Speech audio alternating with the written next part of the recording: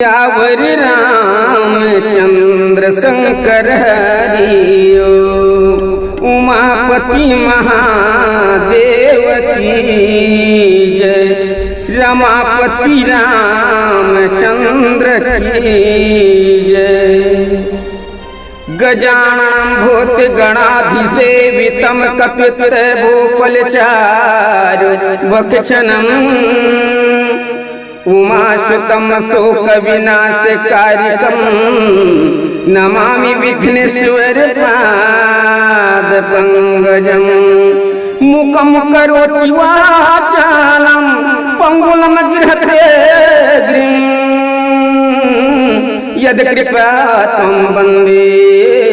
परममाधवमातितं। कर्पूरी गौरम करुणावतारम संसार सारम भुजगेन्द्रहारम और सदा वसंतम हृदय रविंदे भवम भवामि सहितं नमामि। नामय कबिना चतुर कहाऊं मति अनुसार राम गुण गाऊं। हरि अनंत हरि कथा अनंता गावहि वेद पुराण श्रुतो संता। भैया हो मानस के प्रेमी श्रोता समाज रामायण के कथा के सुनैया भैया दीदी भाई मल्ला सतसत नमन है। यहाँ के बैठे हुए बुजुर्ग सियान मल्ला प्रणाम है। आप मन के बीच में बालकांड के कथा ले जाते कैथे का संत सुनी तुलसीदास जी। एक बार भूपति मन माही और भय गलान मोरे सुत नाही। वाजिब बात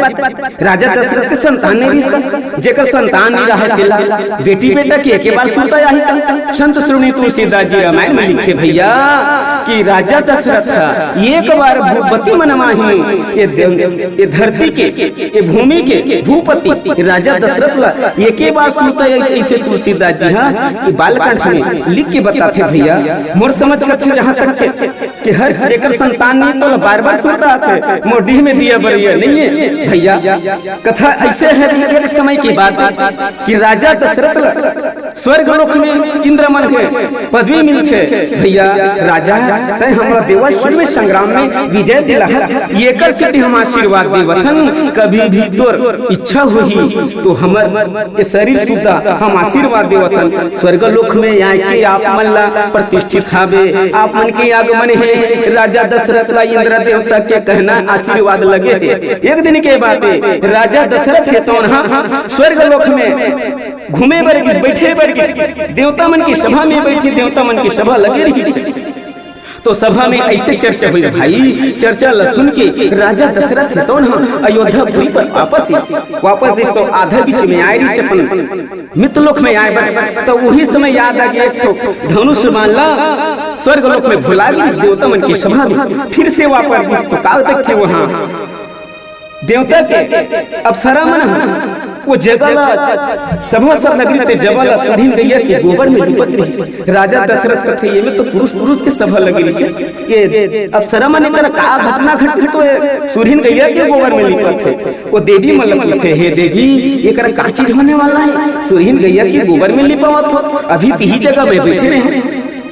राजा दशरथ बोले मैं यही जगह बैठे रहे भाई तो ये जगह का घटना घटने वाला है ते में का होने वाला है लिपत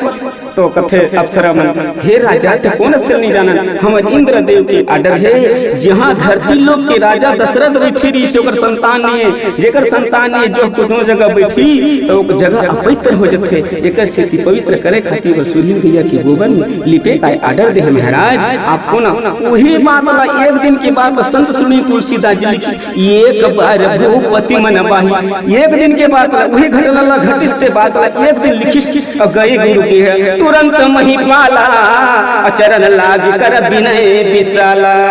हे गुरुदेव मोर घटना घटे है मोर जिंदगी में जी जगह जाता ती जगह धरती जरूरत है आकाश जरूर महाराज कुछ उपाय करो मोर डीह में दिया जलैया ने संतान है की प्राप्ति करो कुछ उपाय करो। ऐसा कह करके राजा है तो गुरु के चरण में दंड शरण गिर जथे। सियापति रामचंद्र की जय।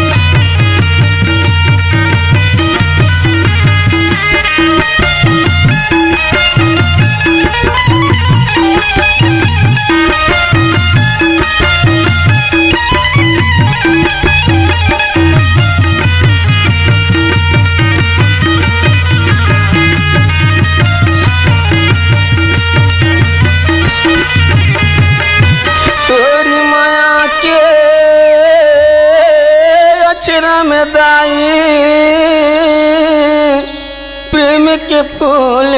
बांधिले तोर माया के अचरा में मैया प्रेम के फूल बांधिले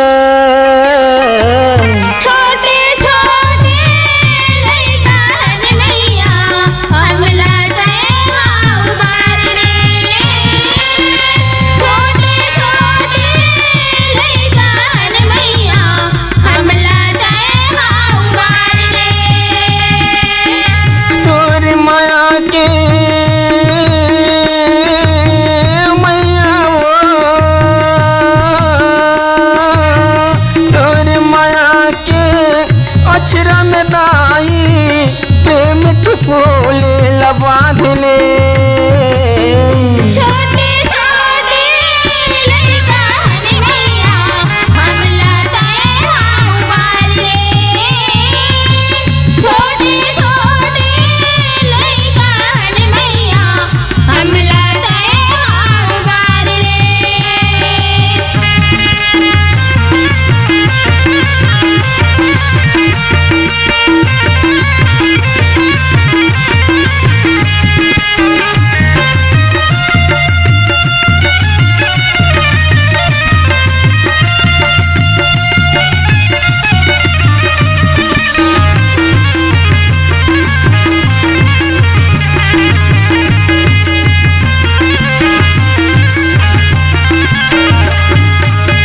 ना मैं वेद पुराण जानम ना सत्संग ला जानम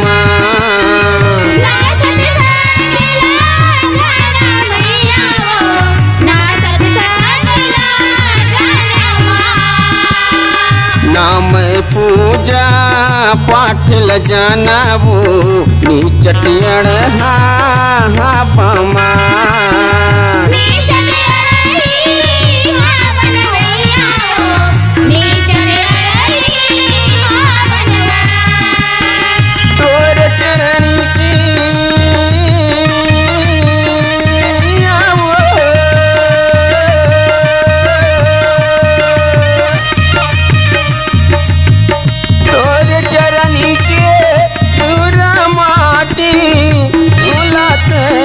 बना ले वो बना ले छोटे छोटे लइका मैया हमला उबारले छोटे छोटे लइका मैया हमला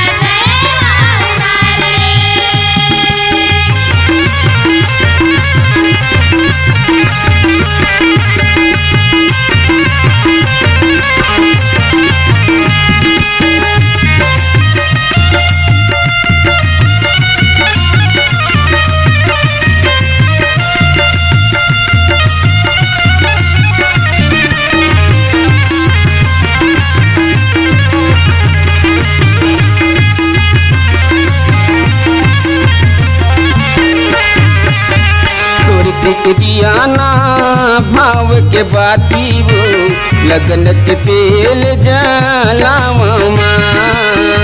लगन के तेल जलावा मैया लगन के तेल जलावा के मंदिर माँ तोर मूर्ति के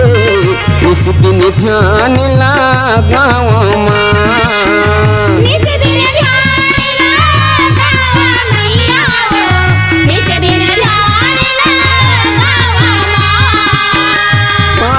करी दे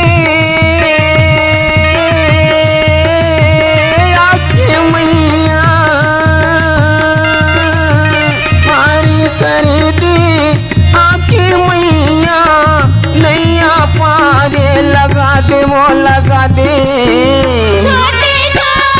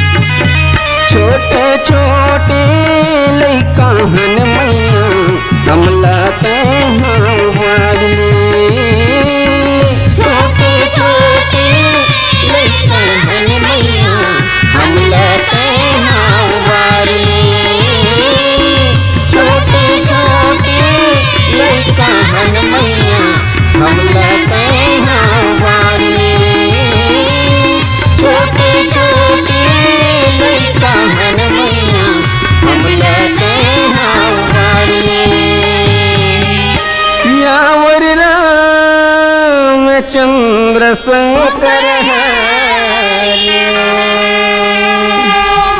एक दिन हमारे छत्तीसगढ़ में ऐसे घटना होते भैया, शादी ब्याह करते बेटी बेटा के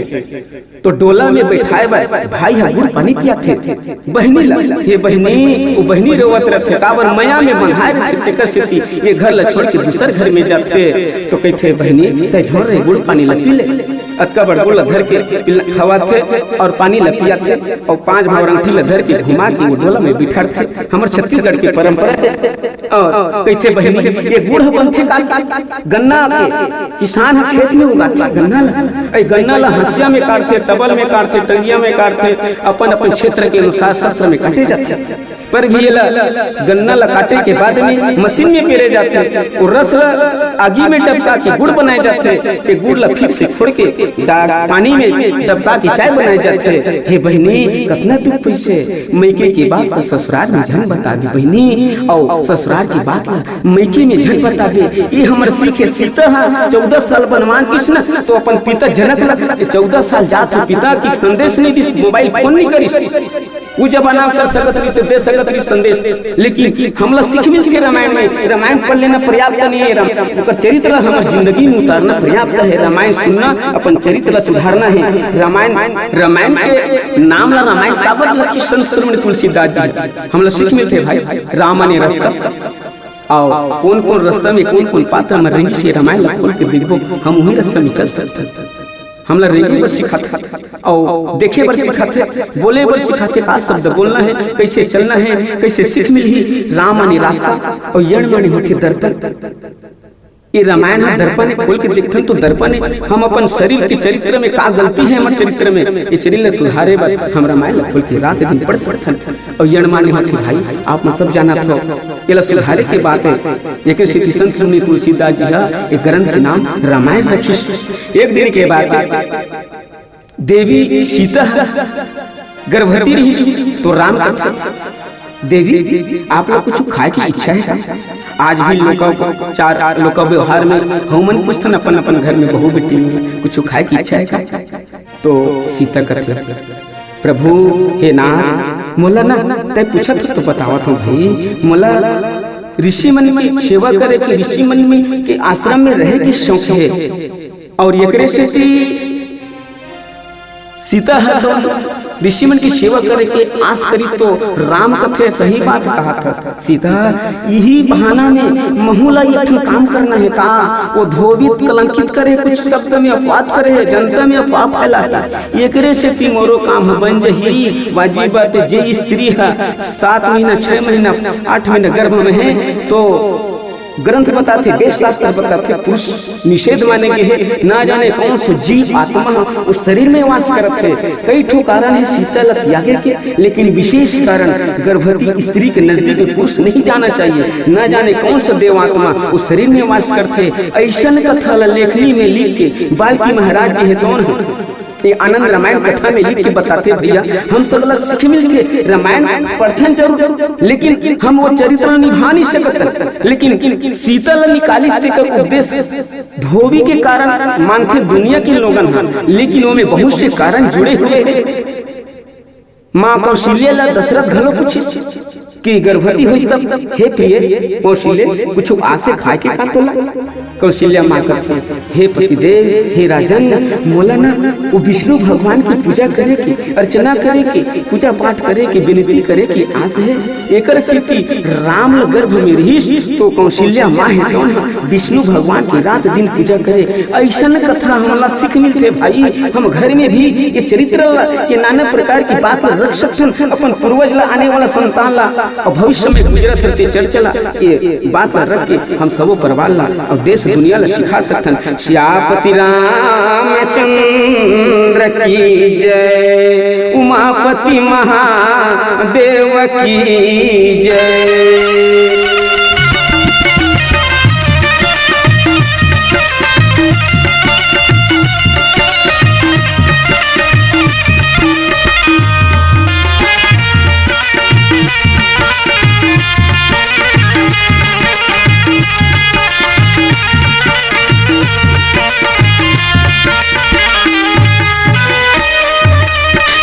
भजन लगा लगा मोर मोर भैया राम भजन लगाला वो मोर दीदी पिंजड़ाले पंछी उड़ाहू आज नहीं तो काली अरे यार पिंजड़ाले पंछी उड़ाहू आज नहीं तो काली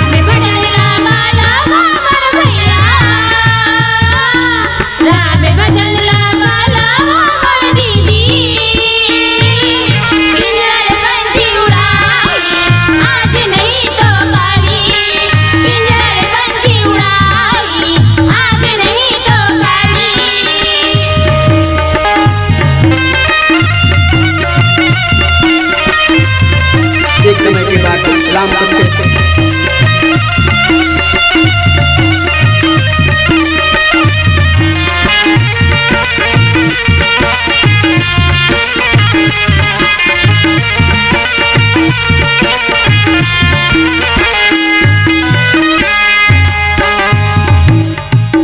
मांस के बने कुटलियां ऊपर लगे है चाँद माया ला छोड़ के भजले सीताराम मोह माया ला छोड़ के भजले सीताराम मांस के बने कुटलियां ऊपर लगे मोह माया ला छोड़ के भजले सीताराम मोह माया ला छोड़ के भजले सीताराम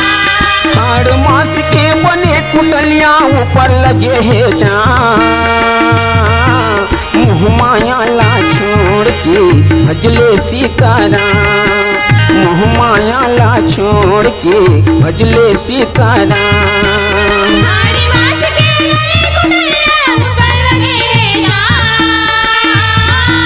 मोह माया ला छोड़ के भजले सीताराम मोह माया ला छोड़ के भजले सीताराम मोह माया माँ भुलाएगा मोर भैया मोह माया माँ भुलाए वो मोर दीदी पिंजड़ाले पंछी उड़ाही आज नहीं तो काली पिंजड़ाले पंछी उड़ाही आज नहीं तो काली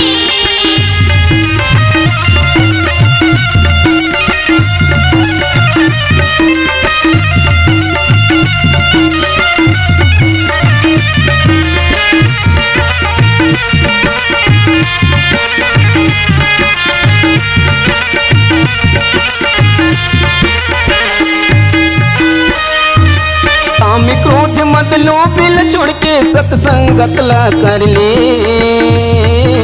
पाप के गठरी ला छोड़ के धर्म के बिजहा बोले पाप के गठरी ला छोड़ के धर्म के बिजहा बोले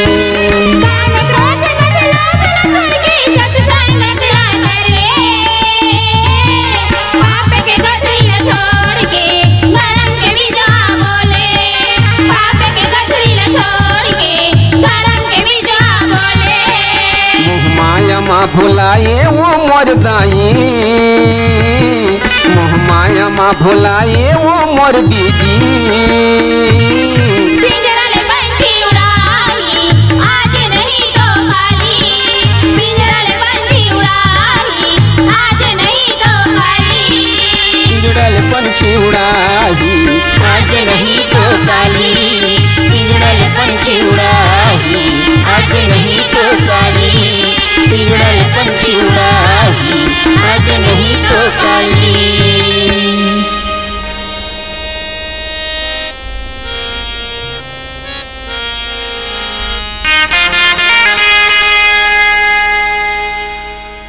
कोनो कोनो संत मन कथे भाई एक दिन के बाद हनुमान जी तो उन सीता के कक्ष में जाते और सीता कहा करत रहते बाल संवार के सिंदूर लगाते आधा सिर ढक के तो कहते माँ ये काहे माँ लाल लाल लगावत होते सीता माँ कथे बेटा ये सिंदूर रे हनुमान जी ये कर लगाए से का होई माँ मोर स्वामी की उम्र लंबा हुई बेटा माँ इतकी कल लगावत हो तो स्वामी के वो प्रभु के वो परमात्मा की उम्र लंबा हुई माँ हाँ बेटा अच्छा तो महू लगा लेते खोजी अंगना परची कमरा मल्ला द्वार मल्ला आगे अते कन वो दिन मंगलवार पर संतों हे मानस प्रेमी श्रोता समाज हनुमान जी महाराज है तो ना नख से लेकर शीश तक वो सिंदूर अपन हाथ में लगा ली अपन शरीर में और नाचत कूदत राम के दरबार में चले हनुमान जी आवत देखी शब्द सद मन हंस दे राम के मुख से हंसी निकल गई हनुमान जी तय क्या करत हस हनुमान जी हाथ जोड़ के कथे प्रभु मैं तो तोरे उम्र ल बढ़ाए बर और तोरे माँ की ही से ये सिंदूर लगाई से माँ इतनी कन सिंदूर लगाई से प्रभु तो तोरे उम्र ल बढ़ी की थी महाराज तो महू माँ के किसी तहनल मान के तय तो मोर स्वामी तोर उम्र ल बढ़ाए बर मैं ये सिंदूर लगा महाराज राम कथे एक मस्तु शो मांग हनुमान जी शो तू और मैं का मांगा प्रभु तय तो मोर मैं तो तोर दास हूं तय मोर स्वामी और स्वामी कर मैं का मांगू मैं तोर चरण की गामी हूं मैं राम कथे हे हनुमान जी आज मंगलवार पड़े है दिन मंगलवार के दिन जो भी व्यक्ति है आपके शरीर में आपके मंदिर द्वारा में सिंदूर लगाही तेकर मनोकामना पूर्ण हुई एकरे से श्री राम की उम्र बताए गए वेद शास्त्र में संतों 11,000 वर्ष 11 महीना 11 दिन 11 घड़ी 11 पल परमात्मा के राम की उम्र बताए गए है स्त्री है अपन पति की उम्र ला बढ़ा सकते सिंदूर लगा के सिर ला ढाक के आजकल की जमाना ला देखते तो कोनो दीदी बहनी में सुहागन है पर भी अपन सिर ला नहीं ढाके कोनो अगल बगल में सिंदूर लगाते तो कोनो टिकली असन लगाते एकरे से पुरुष जल्दी मर जाते स्त्री मन विधवा हो के बहुत दिन चित यही कारण वेद शास्त्र में बताए गए बोलो श्यापति रामचंद्र शंकर हरे जिंदगी पहाड़े होगी जिंदगी पहाड़े होगी पति भी न सुना लागे अंगीना पति भी न सुना लागे अंगीना जिंदगी पहाड़े होगी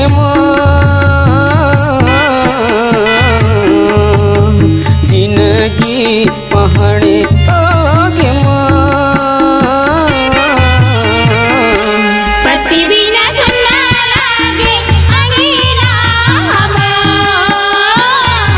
पति भी न सुना लागे अंगीना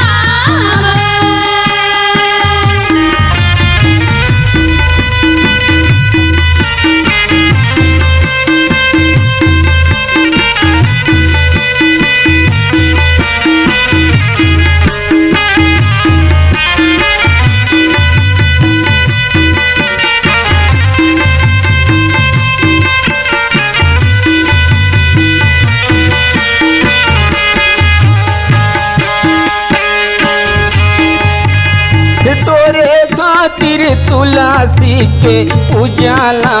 करे तोरे खातिर तुलसी के पुजारा करे तोरे पापे थोराला मांगे माँ भरे तोरे माँ के धोलाला मांगे माँ भरे तोरे पापे थोराला मांगे माँ भरे तोरे माँ के धोलाला मांगे माँ भरे तोरे पापे थोराला मांगे माँ भरे तोरे माँ के धोलाला मांगे माँ भरे सुरीता आवती मोलत सुरीता आवती मोलत पति भी न सुना लागे अंगीना पति भी न सुना लागे अंगीना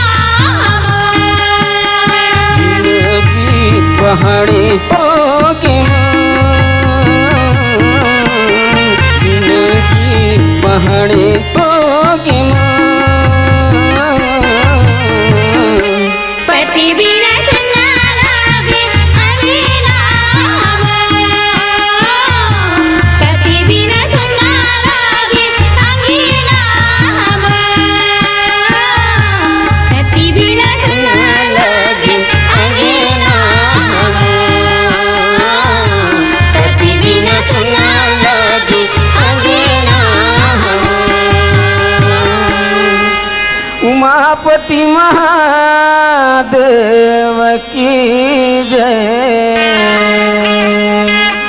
कहते भैया कोनो कोनो संत मन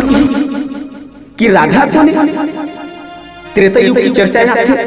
राम कथा की चर्चा आती, तो हमला सीख मिलते। एक समय की बात है, राजा राम गद्दी में बैठे रही से वो सभा में इसे काम कि राजा राम तुरंत खाना खाए के बाद में सभा में जल्दी बुलावा हो गया कि राम प्रभु आप मतलब बुलावत थे राजा साहब, विशेष चर्चा है। तो वो जमाना की राजा महाराजा मन तांबुल खाते और तांबुल काला कथे चले नहीं जाना, तांबुल बताए गए देश शास्त्र, लेकिन वो तांबुल खाते ना तो कर पहली रस थूकना पड़ा। राम सभा में जाए के पहली थूके नहीं पैसे और गद्दी में जाके बैठ गए तो थूके की जगह देखी सभा में अपन दरबार में, तो थूके की जगह नहीं देखी तो सोगना नाम की दासी रही। सोगना नाम की दासी कहते प्रभु के बानी ला जान रही, परमात्मा थूके नहीं आज तांबुल खाते, पहली रस थूकना रखे, हाथ जोड़ के हाथ ला पसार के कहते सोगना नाम की दासी है, हे परमात्मा, हे प्रभु, हे राम, आप मन मोरे हाथ में थूको। राम जी ही तो अपन हाथ में थूक दी। सोगना नाम की दासी तो से राम के नाम लेके पावन करके कहते परमात्मा मैं तो प्रसाद ला पा गया। राम कहते यो मस्तु का चाहिए। सोगना नाम की दासी कहते प्रभु मैं तेरे चेहरा में तो हाँ मैं तो तोला मांगा था दे दे।